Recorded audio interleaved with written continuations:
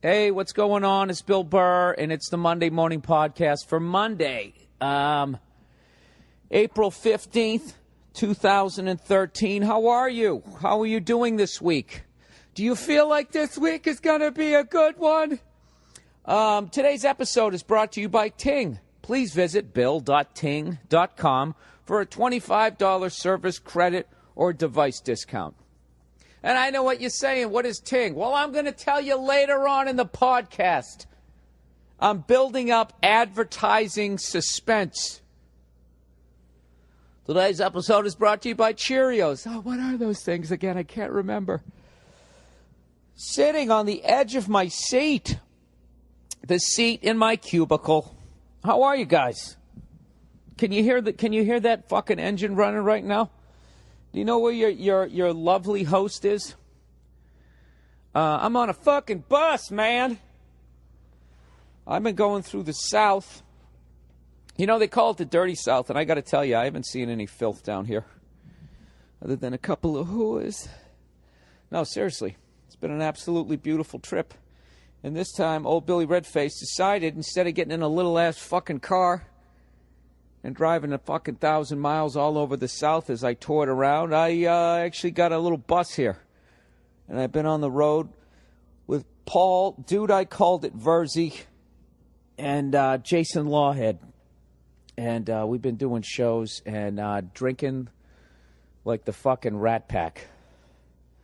I don't think I've ever drank so much in my fucking life. If you guys ever get a chance to travel by bus, okay? And I know you've all done it. And I'm not talking about that Peter Pan Greyhound shit, right? Where you and 70 other people that you don't even fucking know get on a goddamn bus, right? Somebody takes a shit 2 feet away from you. Not talking about that. I'm not talking about sleeping upright.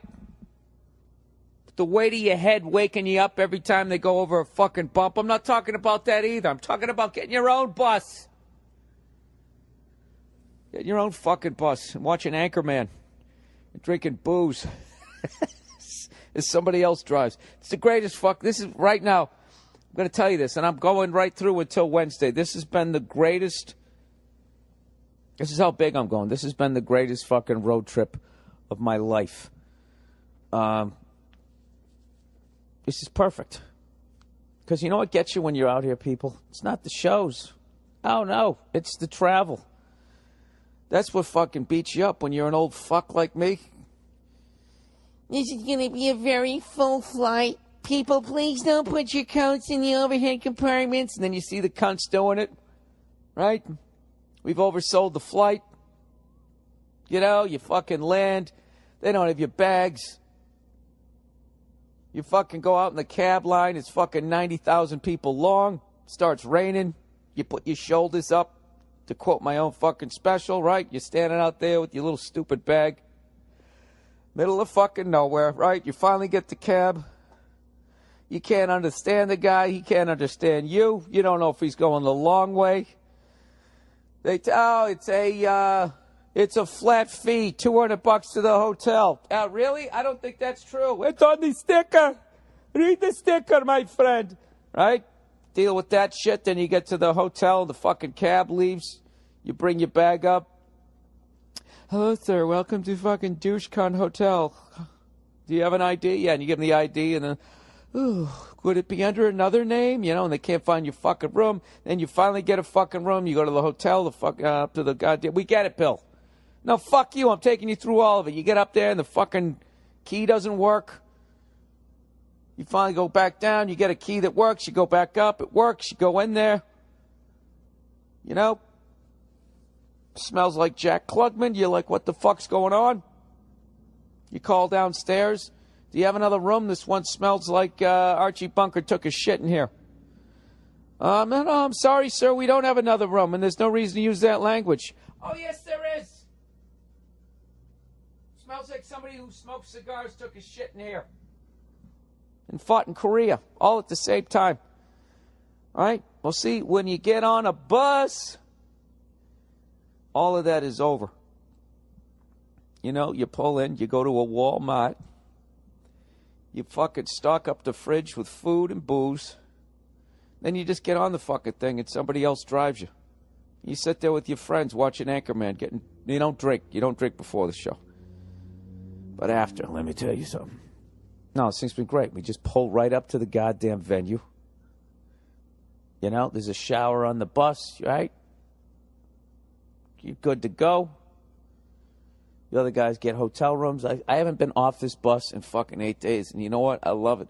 I'm living in a bubble. I don't even know what the fuck's going on in the world. And furthermore, I don't even give a shit. That's how much of a great mood I'm in. We pull right up to the venue. I get off the bus. I walk into the venue. I do the show.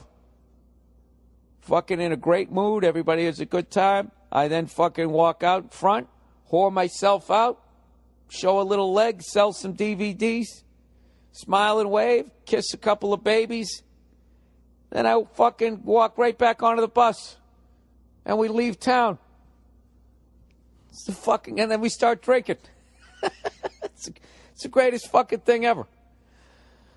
So, I gotta be honest. I don't think this podcast is gonna be the podcast. I don't even think it's gonna be too funny because nothing bad happened to me. Nothing bad happened to me this week.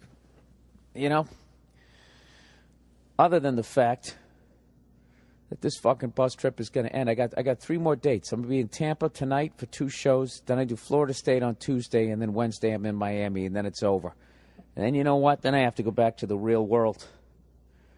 World where I have a dog with fucked up back feet. And I have a woman, you know?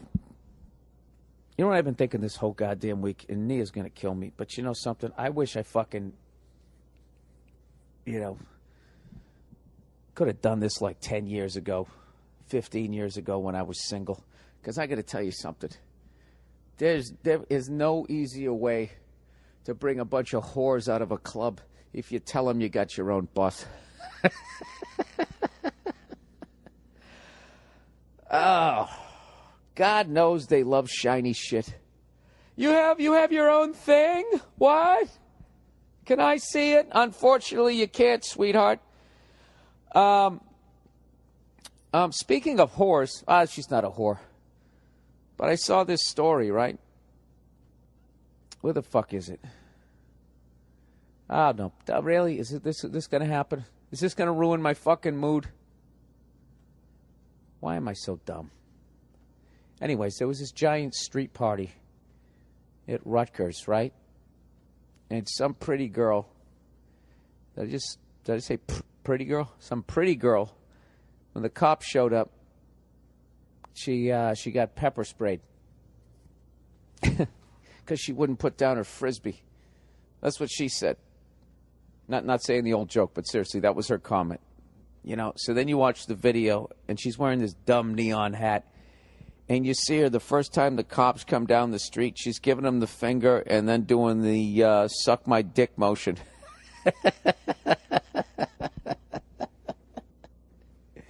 Right there, if I'm on the jury, 2 words, rightfully maced. You can't do that. Why would you give the finger and in the jerk-off move? You're standing next to a burning couch. Or had they not lit? Was the couch already on fire? It was insane. It was like 7 fucking houses. And all the parties were going on at once. And then they just sort of all met out in the street. Looked like a phenomenal party. But, you know, when the cops show up, it's over. You know? You don't start fucking... I got it. That's one of those. That's a classic fucking chick move. I don't want to speak for all guys here, but I got to tell you right now, one of the last things I would ever do is when a police cruiser is pulling up would be to be giving it the finger, not with one hand, both hands, and then going like, you know, acting like I'm jacking my dick onto their fucking car. That is the last thing, probably the last move. Let's run through the moves that you could possibly fucking make. That you could possibly fucking make when the cops show up. 1, the classic, turn the other way and begin walking away in a brisk manner that doesn't draw too much attention to you. So it doesn't look like you're guilty, okay? You just sort of casually turn around, slip behind a couple people, then crouch down and fucking run as though you're trying not to get hit by a sniper. disappear into the hedges. There's always hedges when you're outside partying. Slip into the hedges, crawl on your fucking elbows and knees, get to the backyard, go over the fence, and just get the fuck out of there. And ignore the people that stare at you as you come over the fence with your dirty knees and elbows. That's option number one. Option number two is do the classic. Just put your hands up like, okay, all right, we get it. You're here. It's over. You know? Option number three, stand there very still and then slowly do the side step. Stop. Slowly do another side step. Stop. Yeah, slowly get the fuck out of there. You know what I'm saying? Where is fucking give the double finger and jack your dick onto the cruiser? I guess you could do that too. Then you run. Right? You don't fucking stand there with your frisbee. I don't know. I've done this bit a zillion times. It's just a classic. They don't know any better. This girl was beautiful. This girl has a vagina.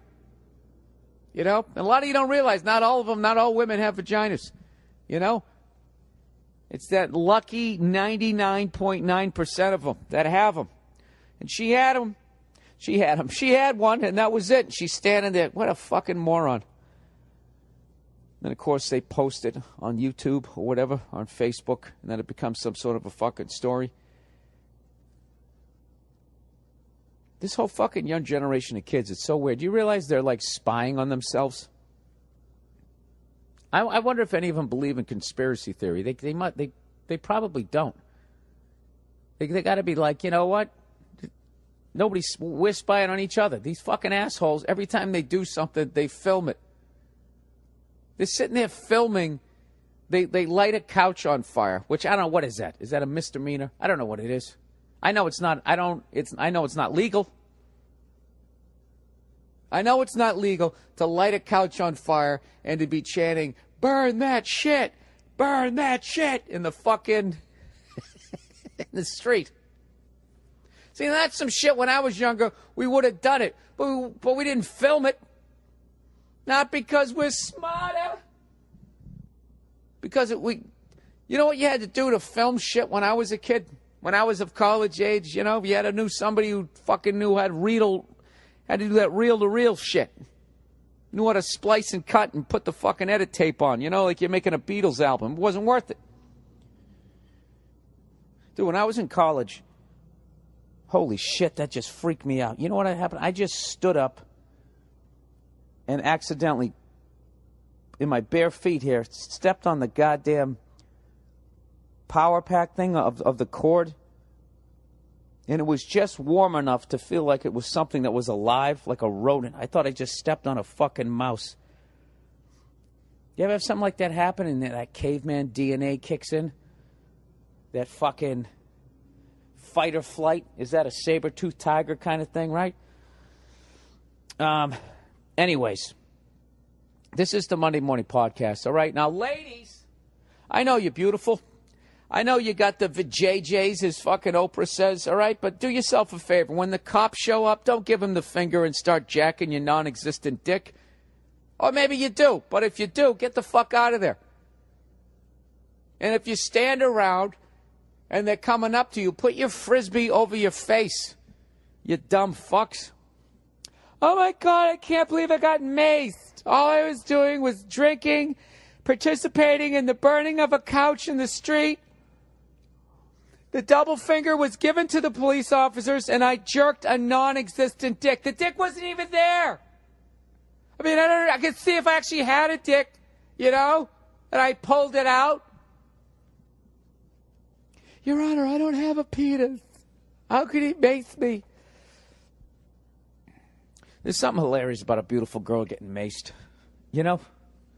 At least there is to me. There's just always something funny about that shit to me. Like I'm saying this like I've seen beautiful women get maced all the time. I haven't, but I've fantasized about it. It's just funny every once in a while when they get treated like us. Welcome to the real world, sweetheart. Yep, he did that, and he's going to get away with it, and there's nothing you can do about it, all right? So why don't you go upstairs, go rinse out your eyes with some tomato soup or whatever the fuck you're supposed to do, Actually, tomato soup, that's what you're supposed to do when you get sprayed by a skunk. I know that because I've watched a couple of movies. Anyways, what the fuck am I doing here? Let's get some advertising out of the way so we can get back to the podcast here. eVoice, everybody. All right? eVoice, are you trying to start your own business? All right? Are you stuck in a soul-sucking job and you have a great idea for a business that's going to put you in the driver's seat? All right?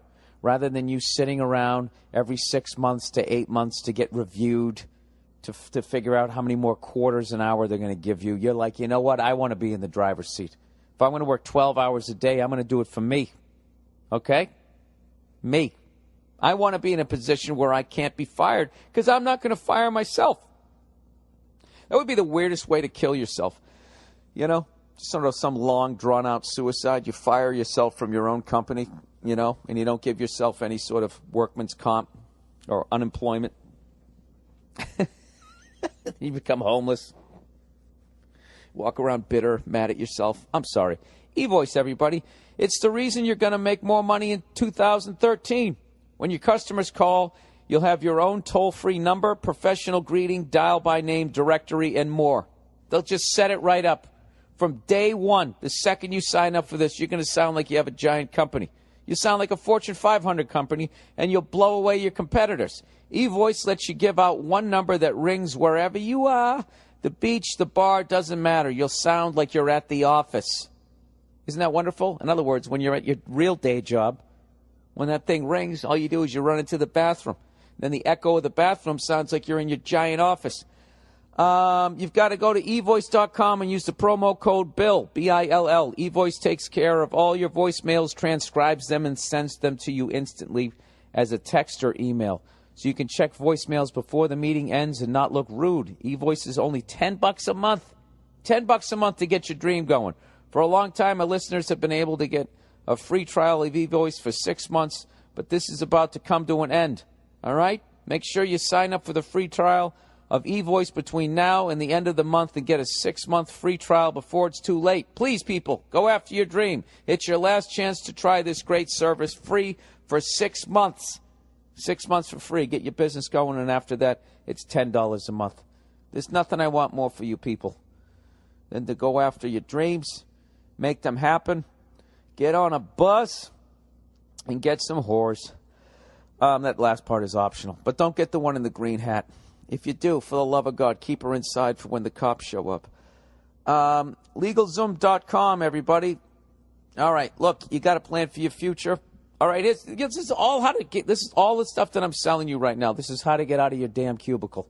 All right, eVoice, you got the whole voicemail stuff. Now here you got LegalZoom.com. All right, you got a plan for your future. You do financial planning. You get insurance.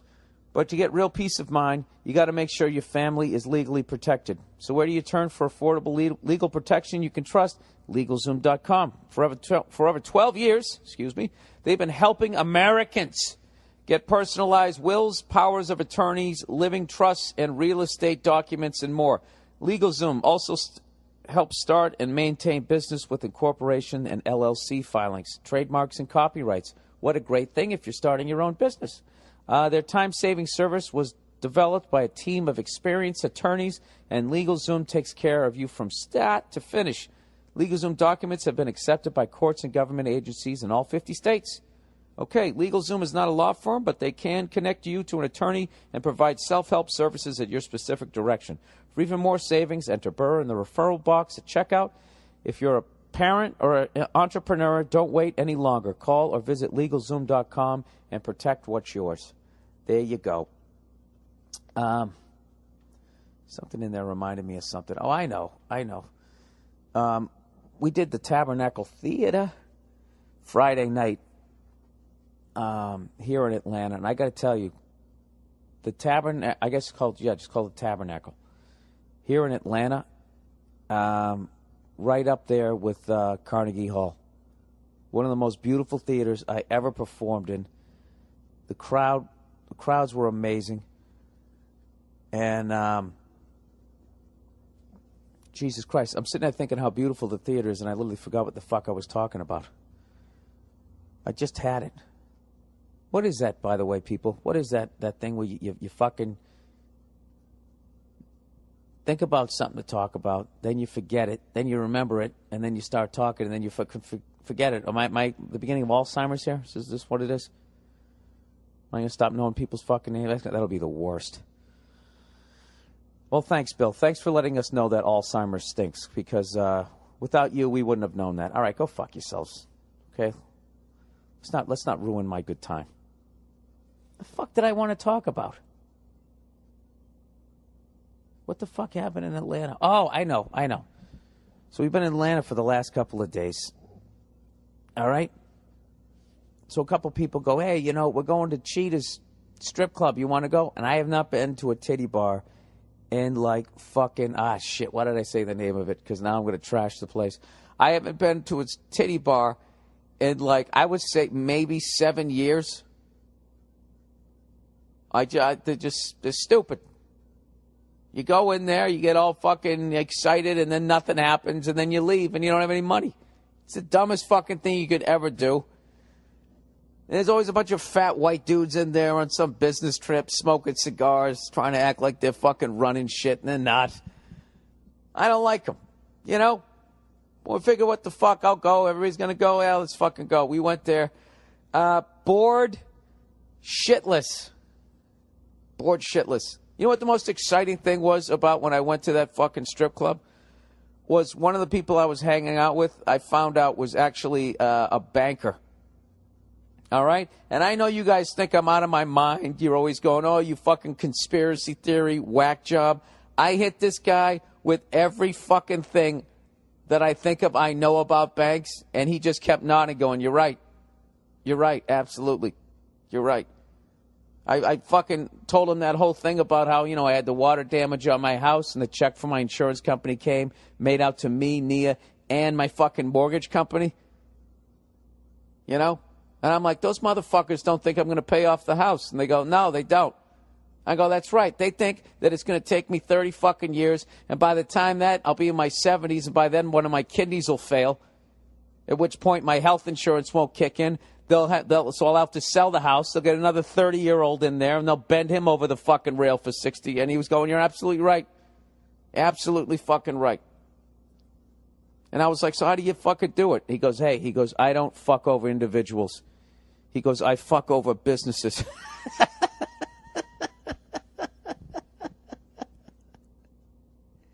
See, that's how it works.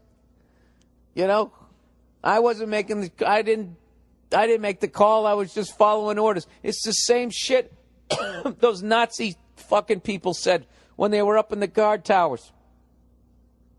When they were fighting for fucking Hitler. It's the exact same fucking thing. They justify it in their head that I'm not, even though I'm part of this evil fucking thing, I'm just doing this one little thing here, And I just kept hammering him, going, dude, but you're helping to push the rock up the hill. And he goes, and he just started laughing, going, Jesus Christ, I'm trying to fucking enjoy myself here. And then I actually felt bad on some level. I went all the way up to the Federal Reserve, and the banker looked at me. He said, the only thing federal, he said, the Federal Reserve is as federal as Federal Express. He goes, they're evil. And I was just like, well, how the fuck are you in that business? And at that point, we were a little bit drunk, and he's just like, well, what the fuck am I supposed to do? He said the bankers just sit there, and they're like, my job is to make fucking money. That is my job.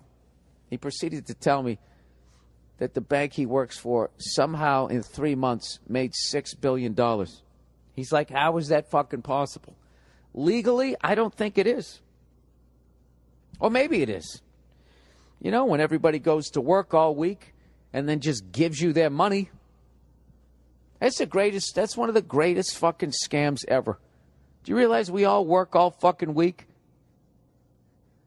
They give you a piece of paper with numbers on it. They never give you the money. They just give you a piece of paper that has numbers on it. Then you take that piece of paper and you give it to some of the most crooked fucks ever to keep it safe. It's like every American Everybody on the planet, you get mugged every week. And you don't even realize it. You're not even getting mugged because you're turning it over. You fucking hand it to those assholes. The money you earned, the money I earned. Then they take that money.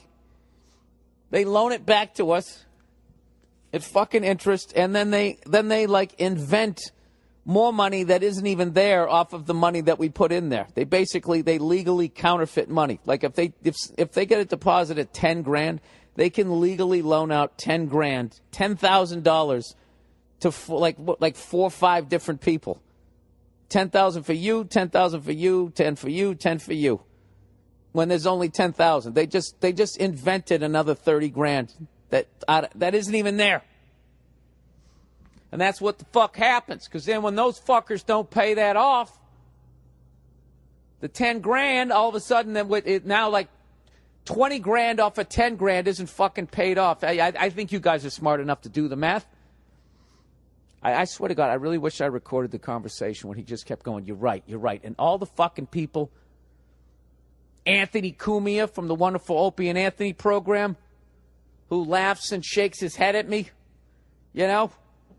I was really wishing he was there, and every cunt that ever called me a fucking conspiracy theorist, like I fucking believe that the moon is made out of cheese, like that's what I'm telling you, right? Like I'm saying the sun is actually a camera in the sky by the fucking Illuminati. I never said any shit like that. All right, I said a couple of crazy ones. My fucking banker ones. Evidently, this guy who was drunk in a titty bar told me that I was right. And none of you guys were there, and I don't have the audio to prove it. But I'll go fuck you. You know what I sound right? This is like the verbal version of that chick standing in the street. I should have on that lime green hat, just fucking miming, jerking my own dick off. You know? Am I really any better than that frisbee horde cunt? She's not a cunt. She's not a whore either. You know what? You know something? I'm going to reserve judgment because I have no fucking idea. You know, when you really think about it, you really can't tell who somebody is just from a goddamn video. All right, shut the fuck up, Bill. So anyways, I'm on this bus all week, and me and Verzi in fucking Lawhead one night. Where the hell were we coming from? Well, I'll give you the whole tour. First of all, we went to the NCAA championship game Monday night, which was one of the sickest basketball games I've ever seen in my life. We were in a football stadium watching a basketball game. The game eventually sold out because a lot of people in Atlanta, a lot of sports fans, got upset with me for describing 100% accurately their sports fandom. Is that the proper word? Seeing that dude, Luke, come off the bench and hit fucking 4 3-pointers in a row, and after 3, that alley-oop jam was the sickest thing. That dude, Spike whatever, I'm not the biggest college hoop fan. Spike whatever, fucking from Michigan. You know what Lawhead was joking about? I said he was joking like saying in the first half, it was white dudes dominating the game. With outside shots, of course. God knows our game has never been above the rim. White dudes were dominating that game, and then in the second half, black dudes just took it over. And Lawhead was cracking us up, saying basically they were doing a reenactment of basketball history. I like the first half was like when fucking Bob Cousy, you know, back when you couldn't put your hand on the side of the ball, you had to have it right on top of the ball. You ever watch that shit? You ever watch old basketball highlights? And people always go like, "Oh my God, these guys suck." They didn't suck. If you put your hand on the side of the ball to go to the side, that was considered a carry. They've made all these fucking rules, which by the way have all been great rules. You know, to allow these athletes to reach the pinnacle of their sports artistry. I almost didn't get that out. But it was an unbelievable game, and there was this fucking Louisville fan sitting behind us. And, dude, I got to tell you, we were on the lower level, and we still needed binoculars. I'm not even going to lie to you. I mean, it was like If we were at like an Atlanta Falcons game, we would have been 8th row in the end zone. All right, because we literally could see the wall where they would actually have like the post 9/11 people glaring at you with their yellow coats on, you know. But instead, because it was basketball, there was like a fenced area where you couldn't go past, and then there was a whole nother section of about 20 rows of these padded seats, right? And then in front of that was a whole nother 20 section of just students, and it was the Michigan kids. Who, by the way, Michigan used to be the blue and maize. Now it's just the maize. I got to tell you, some of these fucking uniforms and some of this shit, it's the loudest shit I've seen since the 79 Pirates. And considering that they're in the midst of making Anchorman Part 2, I think it's I was actually thinking that, you know, they make fun of the clothes from back then in like the late 70s and everything. When they do the Anchorman of this time right now, you know, with sports and that type of thing, if there's ever somebody as big as a genius as Will Ferrell in like 20 years is making fun of this era, it's going to be shit like that. Like those uniforms when Michigan played Syracuse. I mean, that was just fucking ridiculous. Those yellow sneakers and the orange sneakers, that's just something I'm going to say within maybe 4 years. Well, actually, probably 4 years it'll start to die off. So I'll say within 10 years you're going to look back at those things and be like, Jesus Christ, the fuck were we thinking?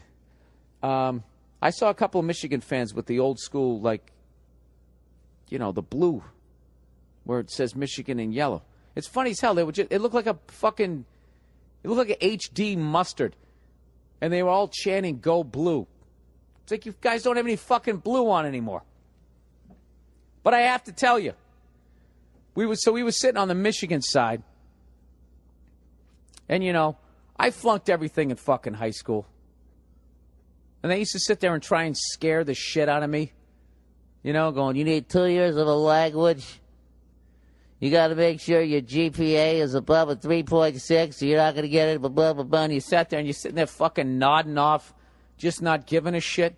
I got to tell you, I went to that fucking basketball game, and the entire student section turned around, faced us, and like almost was doing like this half tomahawk chop thing. They went, "Go!" And then everybody behind us went, "Blue, go, blue." The whole fucking section going nuts. And I said to fucking Verzi, I said, you know, my freshman year in high school, instead of scaring the shit out of me academically, they just should have showed me a video of this. Going, you know what? If you actually study in high school, you can participate in something like this. And I would have been like, well, you know what? I'm going to go home and hit the books. I would have done that. Instead of telling me all the academic shit that I need, they should have showed me how fun college could have been if I actually studied and went to a real fucking school.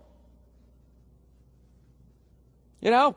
I didn't. I fucked up. My freshman year of high school, I went in there and I was thinking I was going to be a lawyer and I was going to go to Notre Dame University. Those were my goals.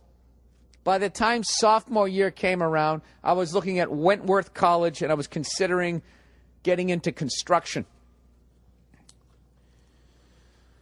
What a fucking idiot.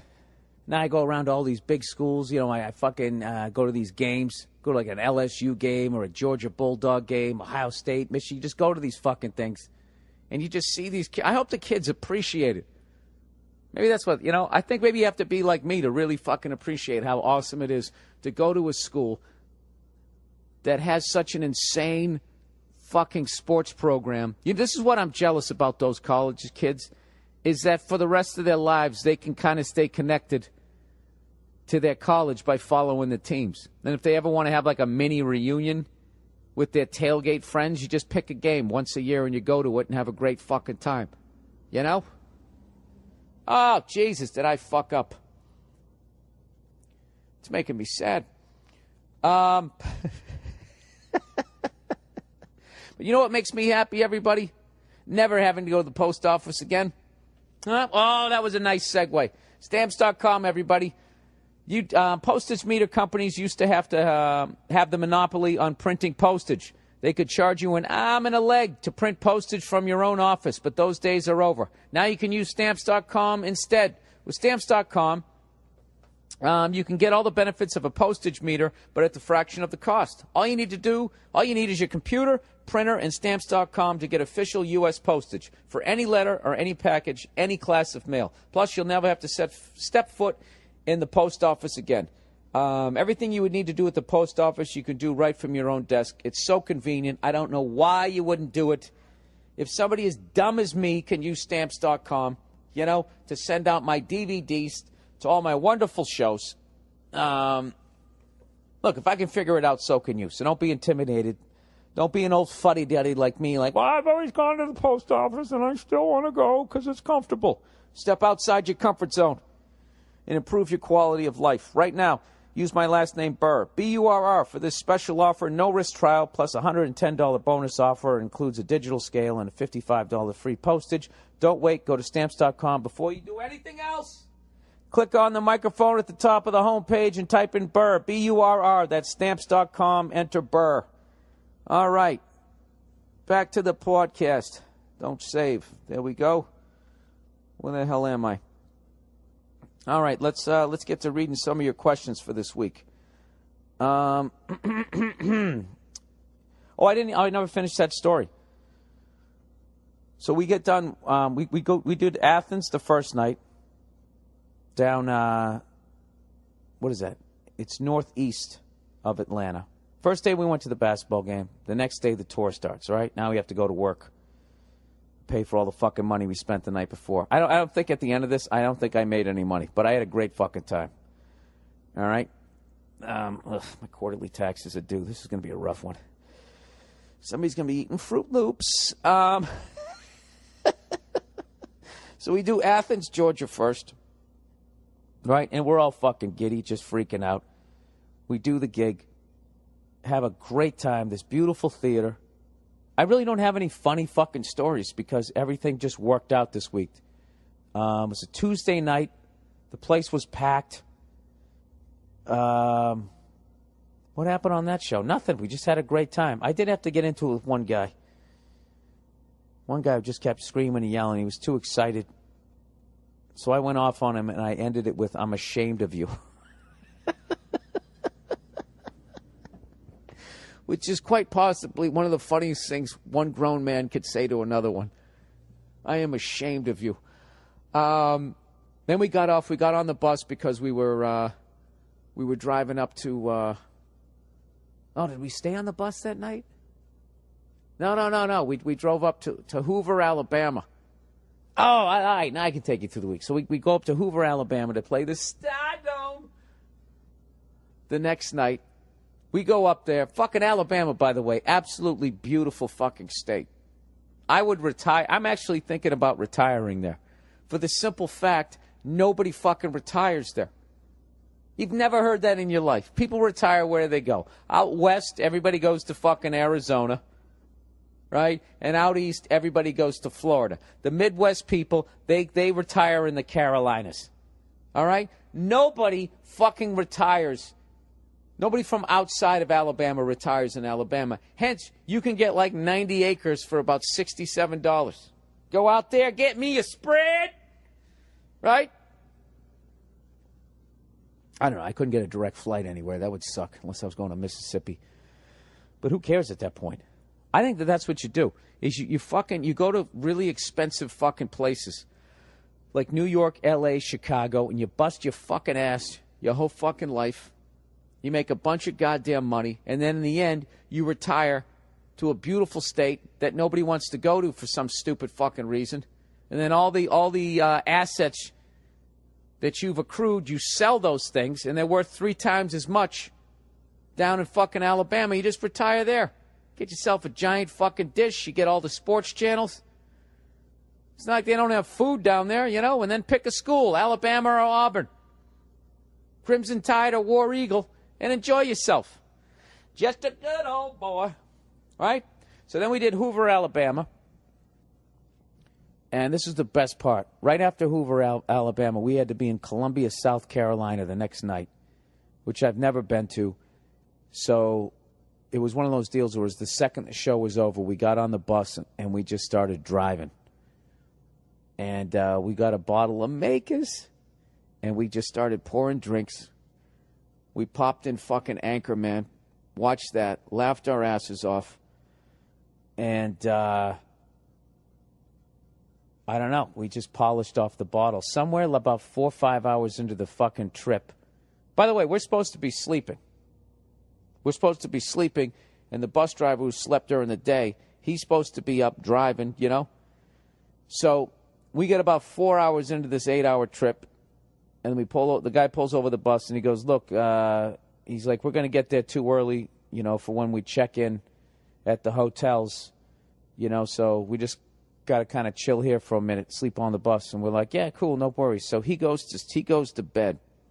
I'm going to bed. He goes to bed. And we keep fucking drinking. Somewhere in the middle of that, me and Verzi get into this giant fucking New York-Boston argument that I think went on for like 40 fucking minutes. It was hilarious. Absolutely hilarious. And then got real for like 3 minutes. And then got hilarious again. So fucking stupid. People from those two cities will never get along. And then finally, I don't know what happened. At like 5 in the morning, I was just like, guys, I got to go to bed. Right? Verzi and fucking Lawhead are like, yeah, no worries, right? So I fucking go back, in the back, go to bed. And evidently, Verzi and Lawhead just kept going. The bus driver wakes up at like 8:30 in the morning, comes from the back, walks up to the front of the bus, opens the door, and he sees fucking Lawhead and Verzi still sitting there drinking. And he goes, man, you got to be fucking kidding me. And I'm not going to name names or anything like that, but this bus driver has seen a lot of shit. He's driven a lot of people. So to get this guy to be like, man, you got to be shitting me was a major fucking accomplishment. I'll take you through the tour real quick. So then the next night we drove into Columbia, South Carolina, which is, from what I hear, just like Savannah, Georgia, except nicer, as the people there said. And I don't know, I got up around like 1 o'clock, 2 o'clock or some shit. And I just walked 2 miles from where we parked the bus outside the hotel, and it went down to the whole old area of South Carolina, Columbia, South Carolina. It was fucking insane. This is a place where, like, bankers retire after they steal money for 60 years.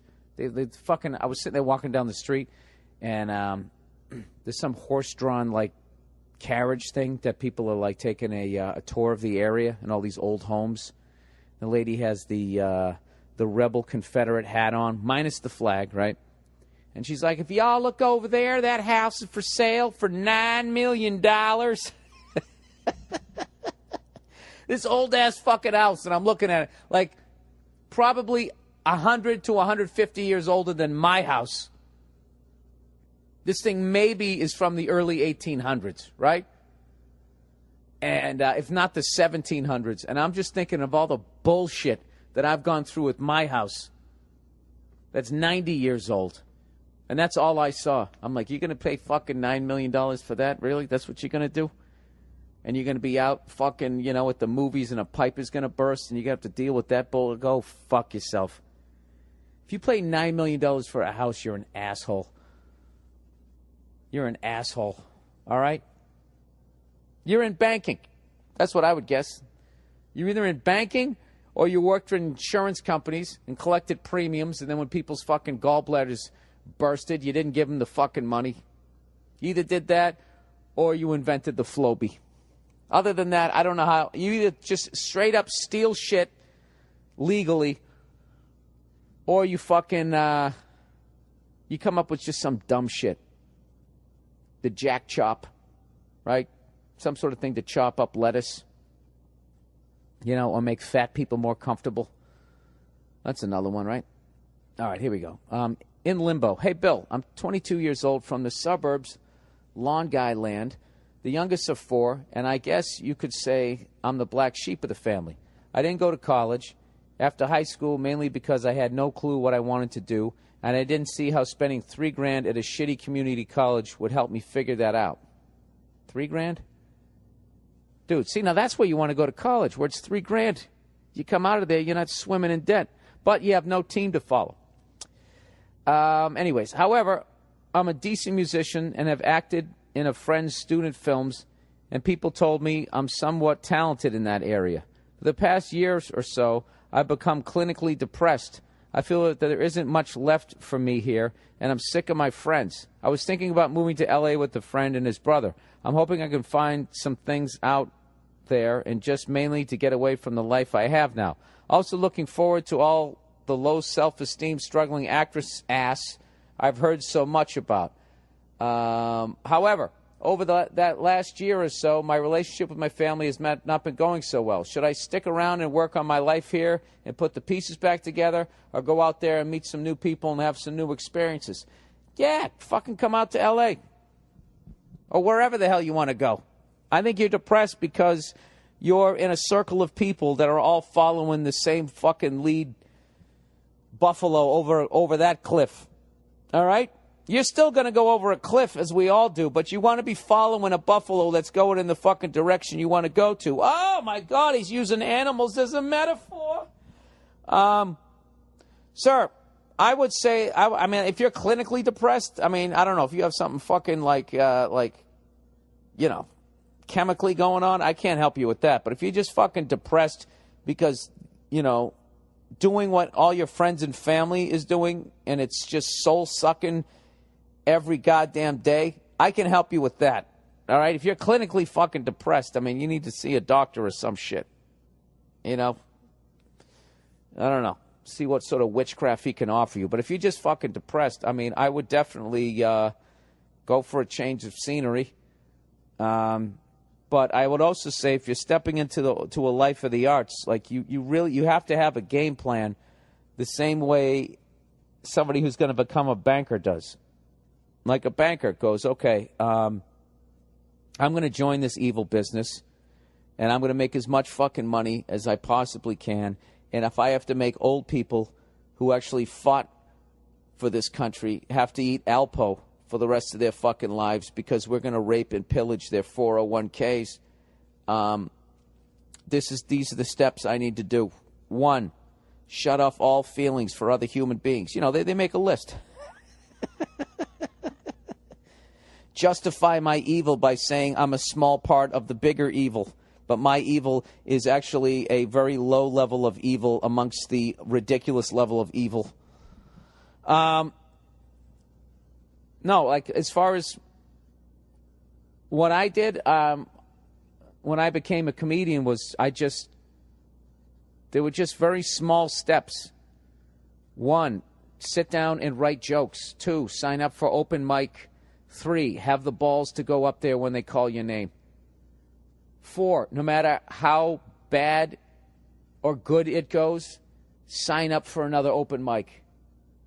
And I just kept, you know, you kind of, if you look too far down the fucking road, it's going to become overwhelming when you're going after something like that. You just handle what you can handle that day. And I would do that. I can tell you that if you're going to just start being a stand-up comedian, L.A. is a really hard place to start. You kind of want to have your act together and have a little bit of momentum when you go out there. But if you want to act and be an actor, I mean, that's where there's a ton of work. But, you know, I don't know when you're going to go out to L.A., but I'm sure wherever you live at, there's some sort of place where you can start taking acting classes, which is probably what I would do, you know? Look, if you just need a change of scenery and you want to go out in the fun and the sun and go live down on the beach, Los Angeles and greater Los Angeles, like south of there and everything, is one of the great places you could ever live in your life. I know there's a ton of traffic, but still, some of the most beautiful women you're ever going to see. You know, and if you get outside of L.A., most of them aren't even in the business, so now they're just a beautiful woman on a beach, you know? And if that doesn't pick up your spirits, I don't know what will. But, you know, if you seriously want to become an actor and that type of thing, wherever you're at, I would start taking some acting classes to see if you actually do have a knack for it, / if you have a passion for it. Do you go down there, you start acting, and then that makes you want to read some plays or makes you want to go rewatch some movies to learn? If you get like the bug, you know, and you really feel like this is something you want to pursue, then I would work my ass off on that when I felt like I had my act together and I maybe done a play or two. Go out to L.A., get yourself a fucking agent, and welcome to this fucked up business. Well, like I've always said, if a jackass like me can get anywhere, so can you. All right, next one.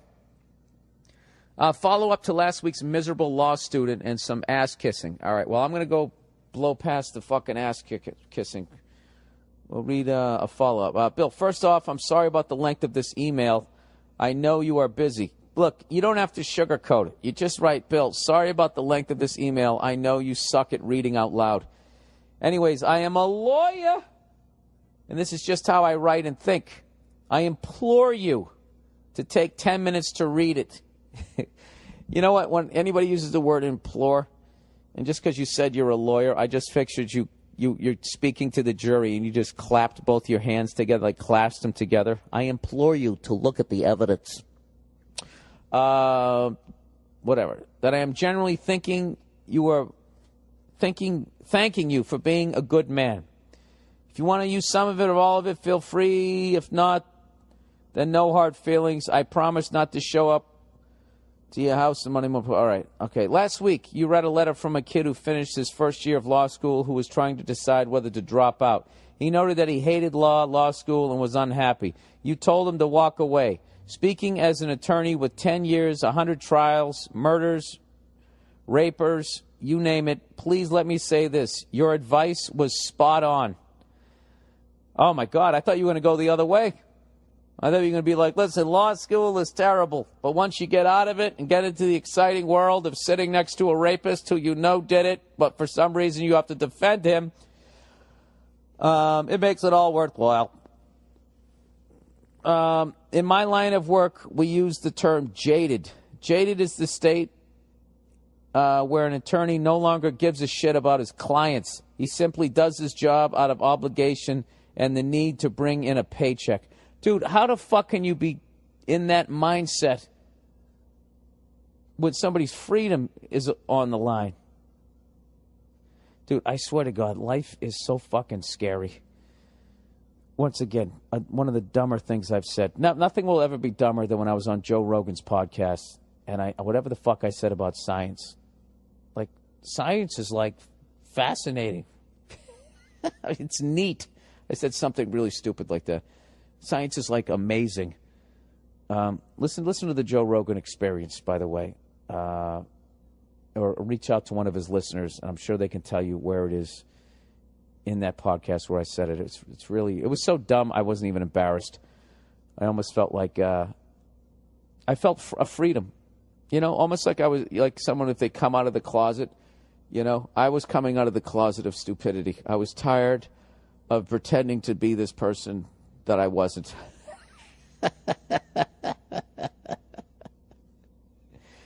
Is he in the closet, stupid, or is he out of the closet? He's out of the closet. He announced to the world, like that Ellen, remember that? Yep, I'm gay. I should have been on the cover of Time magazine. Yep, I'm stupid, right? Shrugging, fucking little mixer in front of me as I record the podcast. All right, Bill, we get it. Okay, I have 15 cases tomorrow, this lawyer says, each of which is a human being facing prison, some for decades. The truth is that I don't give a shit about a single one. Oh, my God. I'll do my job, but be it via the path of least resistance. I just want to get back to my office and check LATimes.com. I should probably offer some excuse, but I won't. Truth is that every criminal defense attorney gets this way within 3 years of passing the bar. Wow. Are you just speaking for yourself and thinking it's everybody? Are you serious? Oh, my God. God help me if I ever have to fucking go to get a defense attorney. Jesus Christ. Anyways, between my first and second years of law school, I learned that I love commercial aviation. Oh, so here it is. So, no, dude, you can't say all lawyers are like this. You want to be a pilot, right? Wait a second. He says, not flying, but rather the aircraft itself. I love every little nook and cranny, every little screw and spring, but I ignored my passion and pressed forward. Instead of following a dream and moving to Seattle, where Boeing is based, I took a big paycheck as a public defender. Every day now I look in the mirror and wonder what could have been. All right, wait a minute. Okay, so then you can't lump all attorneys, because some people, it's their dream to be an attorney, and they want to go there and they want to do something well. I know a couple of great attorneys. I have a great attorney. The guy's a fucking animal. He's up there prowling the stage, killing the crowd, but doing it in a legal field. Dude, this fucking kills me. In all seriousness, this kills me like nothing else. Hearing stories of people wanting to do other things and they're not doing it. Dude, what's to stop you from quitting right now and just doing it? It's not like you're 80.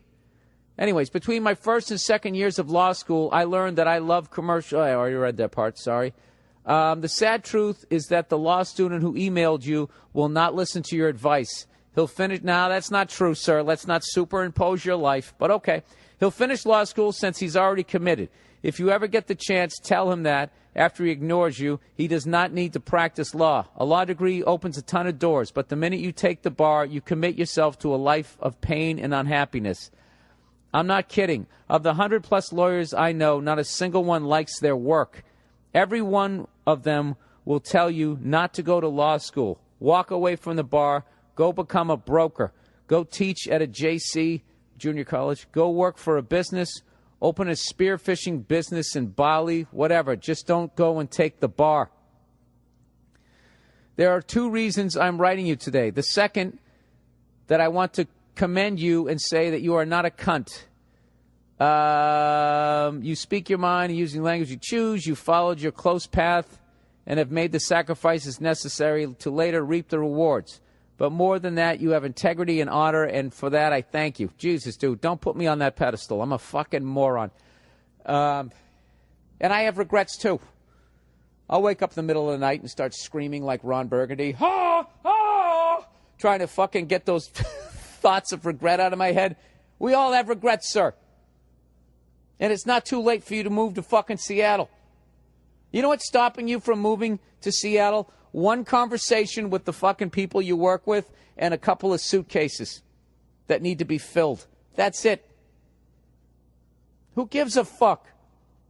I'll tell you, dude, if you should follow your heart, man. And it's not too late. I don't give a fuck if you got kids and you're married. Move them. Right? Just move them up there. Save up some money. Fucking move up there. Live a little more modest. It's a beautiful part of the country. And, your kids will watch. They'll see somebody pursuing a dream. You'll be in a better mood. You'll be a better husband and father if you're married. All right? And if you're single, you got no fucking excuse. All right? Pack up all your 3-piece Matlock suits and go to Seattle. Anyways, a few months back, a listener wrote about how his girlfriend was upset because he went to a strip club and put oil on a woman's tits. Your response was telling. Your advice was to reverse the situation in his mind, then apologize. It was brilliant. It was the advice that one man gives to another.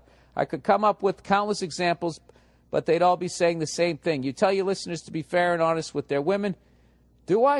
I always think I come off as a misogynistic douchebag there.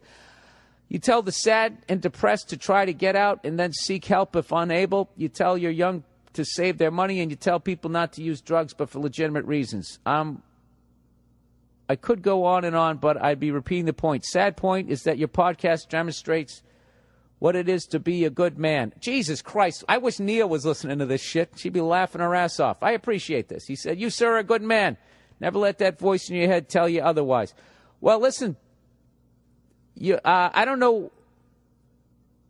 It's killing me that people like yourself, you're acting like wherever you live, between you and Seattle, like you're behind, the old fucking Eastern Bloc, and there's a bunch of guard towers, and there's some sort of war zone between you and Seattle. There isn't. Sir, you could actually practice law in Seattle, if you just wanted to make money on the side, listen, sit down tonight and figure out a fucking way to get your ass to Seattle. And I guarantee you, when you sit down and you start writing it out, your game plan, you're going to feel the excitement that you're missing being a lawyer. And being a lawyer is not a bad job. It's just not what you were supposed to do. Okay? Because I guarantee you, the same way you look at an airplane and you love every screw, every spring, every nook and cranny of an aircraft, there's lawyers who, they love the smell of a courtroom. They love that big wooden fucking desk. They love the closing argument. They love that moment, the turn, you know, whatever, where you're just fucking flipping around on the other guy. You know? They love defending. They love prosecuting. They love the fucking sound of their shoes walking across the courtroom. They love it. They fucking love it. You do not love it. So, my advice to you is, get your fucking ass to Seattle. All right? Jesus Christ. Who gives it? What are you worried about, sir? You're not going to have, what are you not going to have? Flat screen TV doesn't cost shit now. You'll have enough. Dude, as long as you're willing to make the fucking sacrifice, you can make it happen, all right? What's the matter? What are you going to, you know, I have to eat fucking grape nuts every day. Who gives a fuck? You know, peanut butter and jelly sandwiches for lunch. Who gives a fuck? You know? Watch this thing on 60 Minutes about fucking boy soldiers. Kids getting kidnapped, turned into murderers. You know? Don't even have a fucking childhood. They get sucked right into fighting a goddamn war, following this goddamn, basically the closest thing to a zombie I've ever seen in my life. And their whole lives get fucking ruined. You know? You're a lawyer in a free country who wants to move to Seattle. Don't fucking disappoint me. You better write me back and tell me you're in Seattle. All right? But please, for the love of God, don't ever become a jaded pilot. Oh, my God, I'm so fucking bored with flying. I just have this feeling that I just want to push the fucking, what is it, the yoke? Whatever the fuck, the goddamn stick. Sometimes I feel like I just want to push it forward. Crazy X, Billiam, catching up on the podcast, and you just told a story about a woman you used to date that threatened to kill you and then made a tin of brownies. Yeah, she said she was going to stab me. She didn't say fatally. That's where you ended the story. Dude, how did you finally get rid of her? In case you're wondering, yes, my life is that dull that I actually give a shit how the story ends. No, I did kind of leave you hanging. How did I get rid of her? I was really young and naive, and this is what she would do. She would call me up, and I would pick up the phone. This is before caller ID and shit. So I would pick the phone up, and it would be her, and then I would be, listen, I don't want to talk to you, and then she'd start crying. And I was an idiot because I thought she was crying legitimately. I didn't realize that it was a manipulation tactic to make me feel bad and make me feel like I'm a fucking bully. So I'd stay on the phone, talk her down, and be nice to her where she wasn't crying anymore. And then we would end with a nice ending to the phone conversation. But in her psycho stalker world, that meant that we were somehow still connected and back together, and then she would call me again, and I would say, listen, I don't want to talk to you. Then she'd start crying. It was this fucking circle that I couldn't get out of. Cycle, I should say. You know what's funny? Ever since Dan Cook's Vicious Circle came out, I never say Vicious Cycle anymore. It was a cycle I could not get out of. So finally, my manager at the time just says, listen, because I said, what the fuck do I do? He goes, listen, when she calls, you pick up the phone. If it's her, just hang up. Just hang up. And that's what I just started doing. I would pick up the phone, and she'd be like, Billy? And I would just click. I just hang up. And within 10 days, she stopped fucking calling me.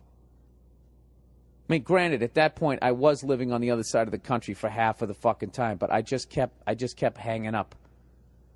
And I did have the advantage, like I said, of not still being in the same city. But what you have to do is, if you have a girl like that, is you just, or a guy.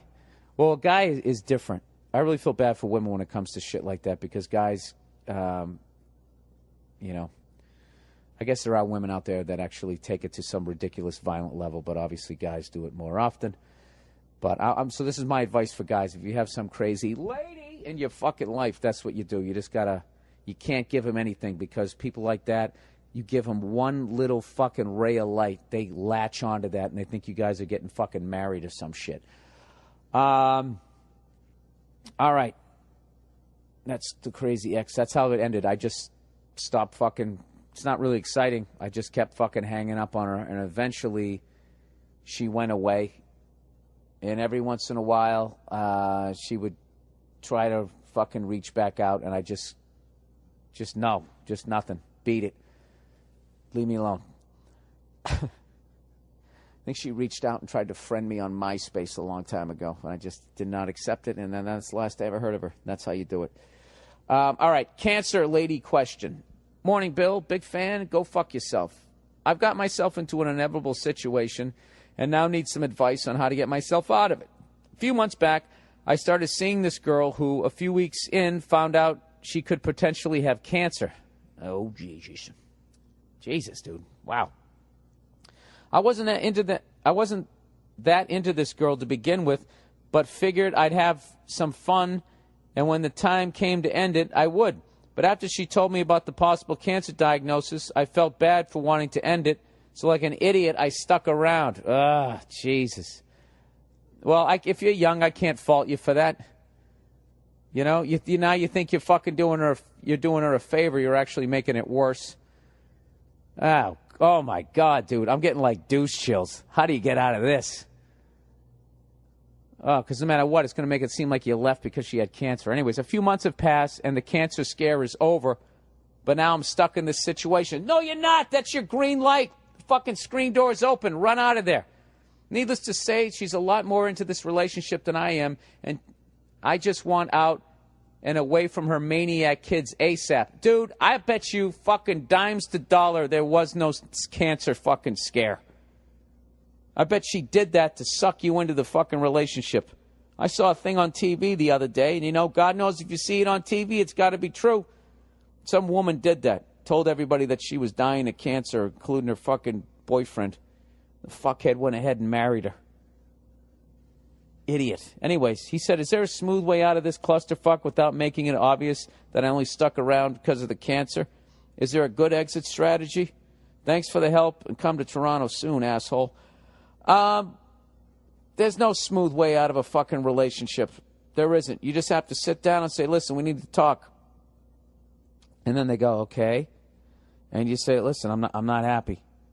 I'm not happy. I think you're a great person and everything, but I'm just not feeling like you're the one. Boom. Right there. What did that take? 8 seconds to say that? You just say it. You just say it. Just say it and just get it out there, and then let the fucking chips fall. She's going to cry. She might scream. She might throw shit at you. You know, neighbors will be peeking through their curtains, but just say that. Okay? She might try to get you to fucking go back in, you know, manipulate. Well, maybe we can work it out. Would you want to talk to somebody? Maybe we can talk to somebody about it. This is truly what I'm feeling, and it isn't fair to you for me to continue sticking around. It's just preventing you from meeting the person you're supposed to be with, and myself also. I'm sorry. I feel horrible, but I have to be honest with you. And you can't fuck with that. And then you're out. I mean, no, you're not out. You got to sit through another 180 minutes of fucking histrionics and everything, but you're out, okay? And you just sit down and you tell yourself, sir, that you know what? Today at 2 o'clock in the afternoon, I'm talking to my girlfriend, soon to be my ex-girlfriend, and you know what? From 2 o'clock to 5 o'clock is going to suck fucking donkey fucking balls, all right? But 5:01 on is going to be great. All right? This is like you're a fucking junkie. I saw that on Dr. One of those fucking doctor shows. The fuck is it? I can't remember shit anymore. He was basically talking about how addicts will go through fucking 8, 9, 10 years of hell because they don't want to go through 10 days of detox. Rather than dealing with 10 days of fucking retching and vomiting and feeling like your fingernails hurt. 10 days of that, you're going to go through 10 days of hell and be living out on a fucking street just to avoid those 10 days of fucking withdrawals. That's what you're doing if you stay in a fucking relationship you don't want to be in. All right? Just get the fuck out. Get out now and make me proud. All right. Dilemma. Dear Bill, your Monday morning podcast has become religion over the past 5 weeks. I came to see you at the Pabst Theater in Milwaukee a year ago or so and have been a fan ever since. I just thought I might bring to your attention a question that my roommates and I disagree upon completely. In a fight to the death against an opponent of equal size, strength, and skill, which weapon would you rather have on your side? A 20-ounce hammer with a nail-removing hook on the end, or a 28-ounce wooden Louisville slugger? The question is, it's a joke. The question is, which is the better weapon? And your opponent is essentially you. The fucking Louisville slugger. Without a fucking doubt. The Louisville slugger, I can get you from a distance. What the fuck are you going to do with your hammer? You got a hammer, you got to get inside. Unless you're going to throw it at me. And I got a bat. I'll fucking hit it right back at you. I'll hit it over your head. Now you have no fucking weapon. And now I'm coming. All right? Doing that fucking over-under, right in front of my face. I could literally have that thing. Okay, I bat fucking right-handed. There, the secret's over. You now know my stats. Throws right. Bats fucking right. Drums right, plays guitar lefty, writes lefty. I'm all over the fucking map. So I'd have it in my left hand, my front hand. Like if I was up at bat, and I would come in, do a couple step in, step out, step in, step out, and then I just fucking whack you in your shin. And as you did that stupid little hop, I'm coming up top now. I'm doing short, quick ones. Pop, pop, real quick, fucking you up so you don't catch the bat. And then as you really start getting fucked up, now I'm going for a double. Then I'm going up the fucking goddamn warning track, and then that's it. And I'm swinging for a home run, and you're fucking done. Split your head like a fucking melon. Fuck you and your hammer. It's over. Whoever's picking the hammer is thinking like, what would I rather get hit with? Once with a bat or once with a hammer? Hammer's made out of metal. Bat's made out of wood. What's the stronger fucking material? Obviously a goddamn hammer, right? Metal. All right, but what they're not thinking about is the distance. You know what? Why don't you call in the Joe Rogan podcast? Joe Rogan Experience. You'd be able to break that down. All right, people. You know what? That's the podcast for this week. Here's what's going on at the All Things Comedy Network. We got Deep Shit with Baron Vaughn on March. Okay. Deep Shit with Baron Vaughn. He recorded a half hour in Boston. It's coming up, and it's going to be on TV at some point. Really? But that's the promo that I get? Jeez, fucking. What are we doing over here? Baron Vaughn recorded a half hour special on March 11th for Comedy Central. Look out for it. So did Joe DeRosa over there. Why didn't I look this over? The Flophouse. Episode number 122, The Flophouse live show on June 8th in Tribeca, 200 Hudson Street. Tickets not on sale yet. I'm an idiot. I can't even fucking read this shit. What's wrong with me? You know what? I'm just going to read the final advertisement for this week, and then I'm going to tell you a funny story. Actually, I'm not. I just said that I'm going to tell you a funny story because I wanted you to fucking hang in there. That's what I did. You see what I did there? I just fucking lied to you. After that lawyer said that I was a great man, I just lied to you. I know what. The teaser. Remember I was talking about Ting at the beginning of this podcast? Now you're thinking, what is Ting? Ting is a mobile service, mobile that makes sense. Ting is a no BS mobile service. It's an MVNO reseller of the nationwide Sprint network. They got a new hotspot. They've just added a 3G/4G WiMAX hotspot to the Ting lineup. The Sierra Wireless Overdrive Pro can be had and refurbished for just $30. In February, they added the option to purchase used devices via our partnership with Glide. You know, I always wondered what they did with those phones when you gave them back to them. It's wonderful so you can finally buy them. You know, you're actually recycling and getting a better cell phone service. Bring your own LTE Sprint device. The option to bring a Sprint device has been around for a while, but there was a limitation. No LTE devices could make the move.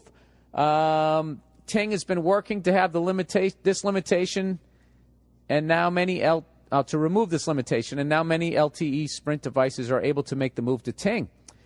How is Ting different? They got no contracts or ETFs, no bundling or ride-along services, no overages, charges, or penalties, credits or unused service, no add-on charges, no mysterious line items on your bill. You getting the idea here? No BS. They have a no-hold customer support line. You can call them and actually get a person on the line at 1-855-TING-FTW, anytime between 8 a.m. and 8 p.m. Eastern Standard Time, and a real person will actually pick up the phone. They also have excellent online support at help.ting.com. So if you want to, lower your cell phone costs so you can move to Seattle and go after your dream, bill.ting.com. That's what you want to go visit, all right? That's the podcast for the week. You guys all have a great week. Don't talk yourself out of your dreams. Go fuck yourself, and I'll talk to you next week. Oh, hey, thanks to everybody who's come out to my shows all this week. I almost forgot to do that. All right, and now go fuck yourself. You're very full flight. People, please don't put your coats in the overhead compartments. And then you see the cunts doing it, right? We've oversold the flight. You fucking land. They don't have your bags. You fucking go out in the cab line. It's fucking 90,000 people long. Starts raining. You put your shoulders up, to quote my own fucking special, right? You're standing out there with your little stupid bag. Middle of fucking nowhere, right? You finally get the cab. You can't understand the guy. He can't understand you. You don't know if he's going the long way.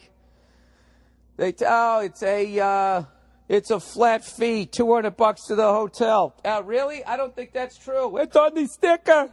Read the sticker, my friend. Right? Deal with that shit. Then you get to the hotel. The fucking cab leaves. You bring your bag up. Hello, sir. Welcome to fucking DoucheCon Hotel.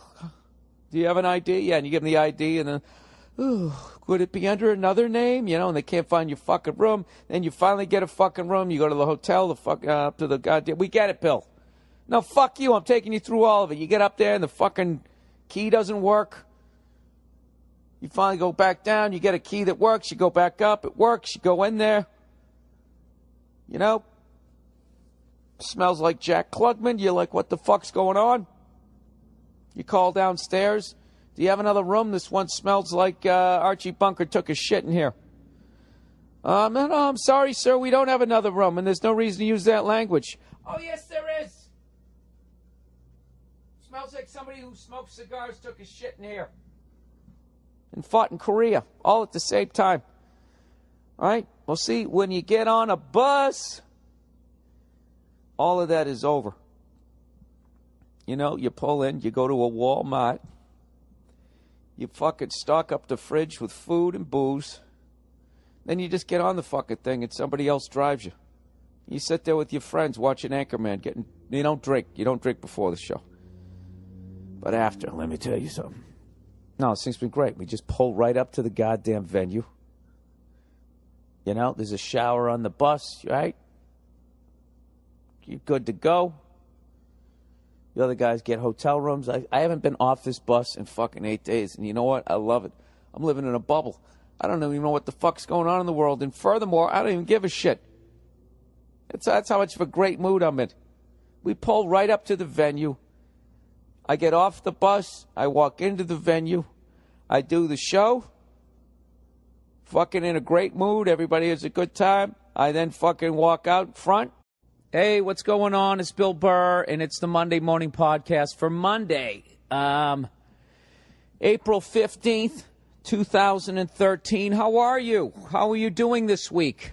Do you feel like this week is going to be a good one? Today's episode is brought to you by Ting. Please visit bill.ting.com for a $25 service credit or device discount. And I know what you're saying. What is Ting? Well, I'm going to tell you later on in the podcast. I'm building up advertising suspense. Today's episode is brought to you by Cheerios. Oh, what are those things again? I can't remember. Sitting on the edge of my seat. The seat in my cubicle. How are you guys? Can you hear that fucking engine running right now? Do you know where your lovely host is? I'm on a fucking bus, man. I've been going through the South. You know, they call it the dirty South, and I got to tell you, I haven't seen any filth down here, other than a couple of whores. No, seriously, it's been an absolutely beautiful trip. And this time, old Billy Redface decided, instead of getting in a little-ass fucking car and driving a fucking 1,000 miles all over the South as I toured around, I actually got a little bus here. And I've been on the road with Paul, dude, I called it Verzi, and Jason Lawhead. And we've been doing shows and drinking like the fucking Rat Pack. I don't think I've ever drank so much in my fucking life. If you guys ever get a chance to travel by bus, okay? And I know you've all done it. And I'm not talking about that Peter Pan Greyhound shit, right?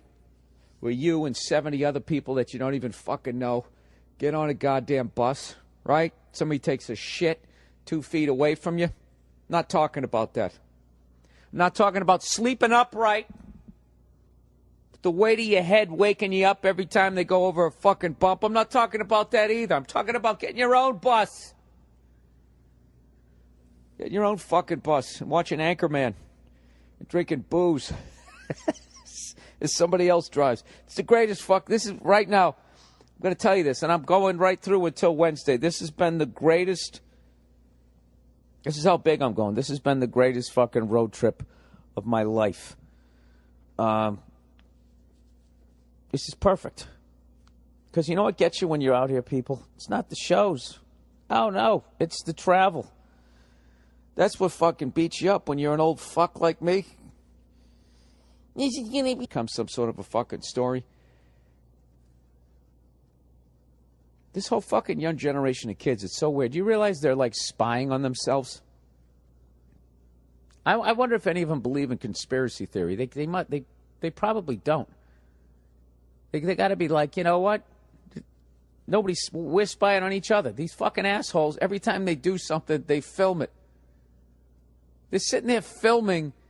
They light a couch on fire, which I don't know. What is that? Is that a misdemeanor? I don't know what it is. I know it's not. I know it's not legal. I know it's not legal to light a couch on fire and to be chanting, "Burn that shit! Burn that shit!" in the fucking in the street. See, that's some shit. When I was younger, we would have done it, but we didn't film it. Not because we're smarter. Because you know what you had to do to film shit when I was a kid? When I was of college age, you know, you had to know somebody who fucking knew how to do that reel-to-reel shit. Knew how to splice and cut and put the fucking edit tape on, you know, like you're making a Beatles album. It wasn't worth it. Dude, when I was in college, holy shit, that just freaked me out. You know what happened? I just stood up and accidentally, in my bare feet here, stepped on the goddamn power pack thing of the cord. And it was just warm enough to feel like it was something that was alive, like a rodent. I thought I just stepped on a fucking mouse. You ever have something like that happen and that caveman DNA kicks in? That fucking fight or flight? Is that a saber-toothed tiger kind of thing, right? Anyways, this is the Monday Morning Podcast, all right? Now, ladies, I know you're beautiful. I know you got the vajayjays, as fucking Oprah says, all right? But do yourself a favor. When the cops show up, don't give them the finger and start jacking your non-existent dick. Or maybe you do. But if you do, get the fuck out of there. And if you stand around and they're coming up to you, put your Frisbee over your face, you dumb fucks. Oh, my God, I can't believe I got maced. All I was doing was drinking, participating in the burning of a couch in the street. The double finger was given to the police officers, and I jerked a non-existent dick. The dick wasn't even there. I mean, I could see if I actually had a dick, you know, and I pulled it out. Your Honor, I don't have a penis. How could he mace me? There's something. Was the couch already on fire? It was insane. It was like 7 fucking houses. And all the parties were going on at once, and then they just sort of all met out in the street. Looked like a phenomenal party. But, when the cops show up, it's over. You don't start fucking game. I got that. That's one of those. That's a classic fucking chick move. I don't want to speak for all guys here, but I got to tell you right now, one of the last things I would ever do is when a police cruiser is pulling up would be to be giving it the finger, not with one hand, both hands, and then going like, acting like I'm jacking my dick onto their fucking car. That is the last thing, probably the last move. Let's run through the moves that you could possibly fucking make. That you could possibly fucking make when the cops show up. One, the classic, turn the other way and begin walking away in a brisk manner that doesn't draw too much attention to you.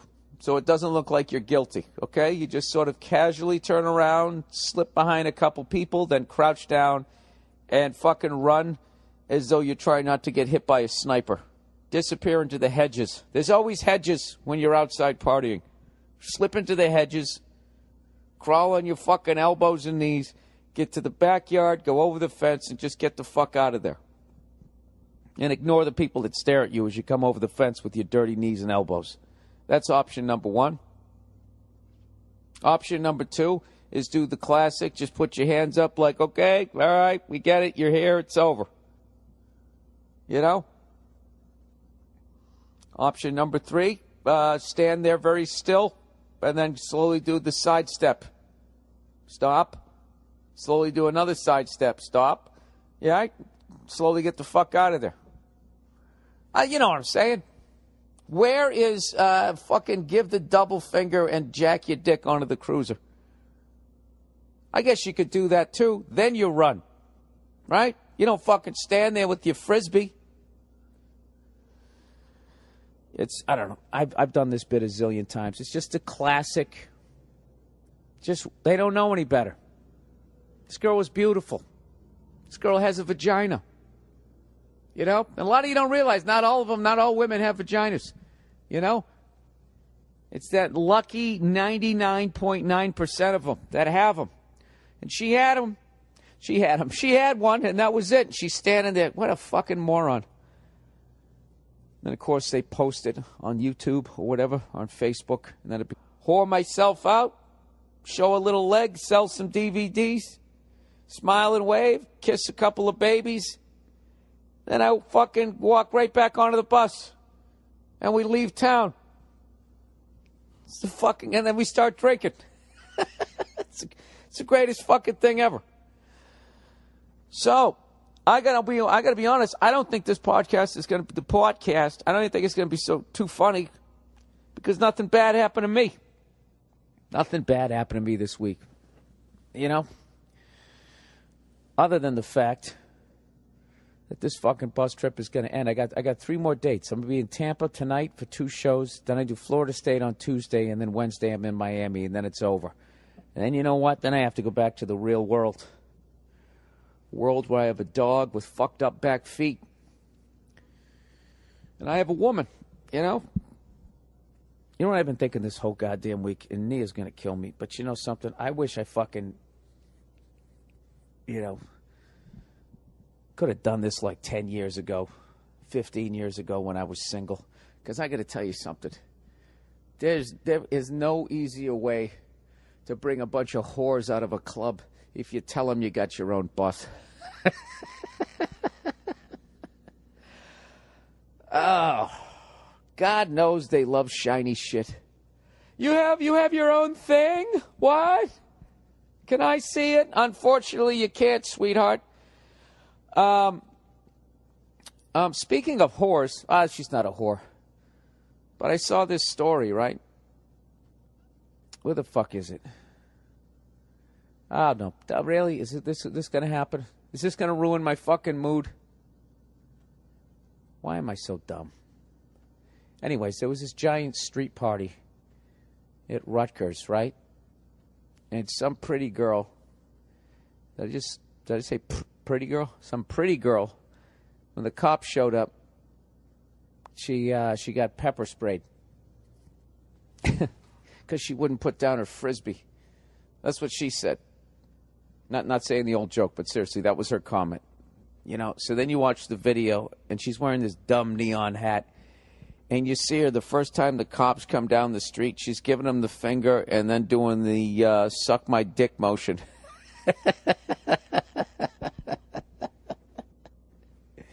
Right there, if I'm on the jury, 2 words, rightfully maced.